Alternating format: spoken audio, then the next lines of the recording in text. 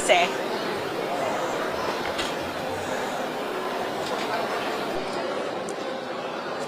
Right, thanks to Wadisara Sehan in covering Bangla office there because we've seen some happy moments and celebratory events there. And actually, despite Thailand passing the same-sex marriage law today, but we've seen still some concerns in the society over discrimination and child rights in the school and in the society. So today, to me now is Birani Suparat, diversity and child expert in Save the Children Thailand. Thank you for your time, Kun Birani.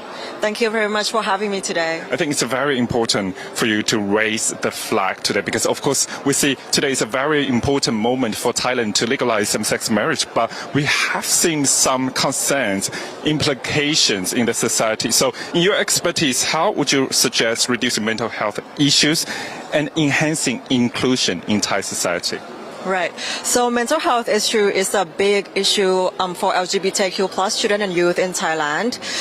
We have talked to a lot of children and youth around the country, and one story that stuck with me is how this one child had faced a lot of bullying in school to the sense that he had to seek professional help and couldn't get that help because of a lot of challenges in getting that help. And he fell into depression and he had no hope, and the only thing he could do is just wait until the day of graduation from high school. And that aligns with Save the Children research on mental health with Thammasat University and Sinakarin Wirod University as well, that over 70% of LGBTQ plus children and youth had depression or anxiety, and 50% thought about suicide. It's an alarming rate, and I think we as a society can do so much better. For example, when we talk about education, let's say there are three things that governments and Thai society can do. First, it's a policy, ensuring that anti-bullying policy, safeguarding policy, and non-discrimination such as their hairstyles and the uniform that allow children to be themselves. That's one thing. The curriculum on what we teach in schools matter. How we teach equality, human rights, and diversity matter. And that will improve the students' attitudes as well as the teachers' attitudes. And the third part, for the community, how students, teachers, and parents can work together, promote the understanding together inside and outside of the school. And that is how the society can advance and protect the mental health of LGBTIQ plus children. You're opening the window of that tragic stories actually in Thailand. You talk about the solutions for that too, but I want to understand, in your expertise, what causes this kind of tragedy in Thailand or in school or in the society, in the community? What causes this? Right. So in the same research that we conducted, more than 50% faced harassment sexually, online and offline as well. For verbal bullying, more than 75% of LGBTQ plus people face it. And that is a very, very alarming rate. Yeah, violence and discrimination still exist for LGBTQ plus children and youth. Even if we pass the law here, so we still have a lot of steps to go and to improve in the society. Just want to understand how can the educational system adapt to LGBTQI plus families and to zero discrimination for children, because this is a very important issues there. As in, of course, we see legalization of the same-sex marriage is a good sign in the society. How about the soft touch there? Because this is very legal issue the very hard task here. How about the soft issues? So it may seem just like a legal issue, but it is also the real lives of people in the community, in the society. So let's say we talk about in the school level. When we talk about families, maybe it's time to rethink what a family is. When we talk about family, it's not just a father and a mother and a child. We have diverse representations of families here. We may have single-parent family, families with children and grandparents, or father and mother and their children.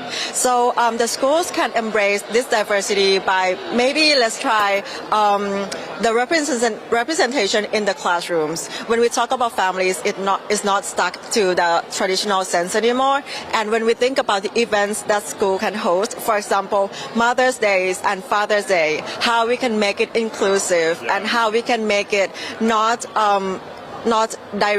limited to certain sex or certain parents, and ensure that it's a family for all. You're the expert in education for children too. Just want to understand, how about right now in Thailand school, have we seen an inclusive education to talk about maybe the gender, different gender, diversity? Have we seen that improvement? There is some improvement. In 2019, the Ministry of Education tried to include the topics of diverse sexual orientations and gender identity in there. But the reflections from students, they say that they still feel like it's not enough. It's only on the surface level, and they would like to hear more representation throughout all of the subjects, not just health subjects, and to have like more inclusivity in terms of how diverse LGBTQ plus communities can be and how they can be non-discrimination against each other. That's what you said, like we still need educational reform. About Father's Day and Mother's Day in the school, how can the educational system really change and transform this part to more inclusive way to welcome LGBTQIA plus families to come to school to celebrate together with heterosexual couples there.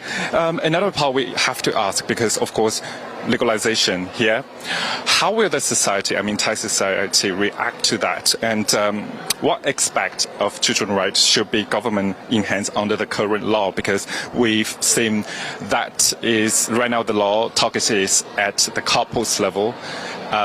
Some people talk about surrogacy too.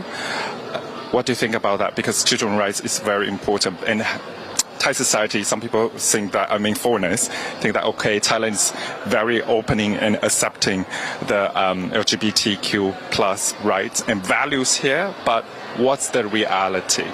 Right. So let's talk about the reactions from the schools, the children, and the teachers and parents as well. So we talked to some of the students, and they said that they are very happy with the results. They are celebrating and welcoming the marriage equality in Thailand. They seeing themselves in this legal status because, like, they feel that they don't have to hide their love anymore. They can be who they are. They can express themselves.